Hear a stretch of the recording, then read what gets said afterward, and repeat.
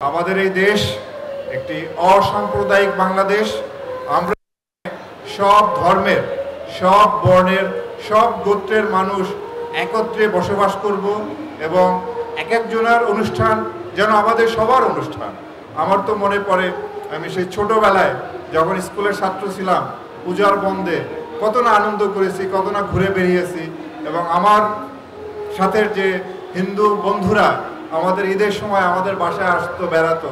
এরকম একটি চমৎকার পরিবেশ আমরা দেখেছি এবং সেই পরিবেশ অব্যাহত থাকবে এই আশাবাদ ব্যক্ত করি।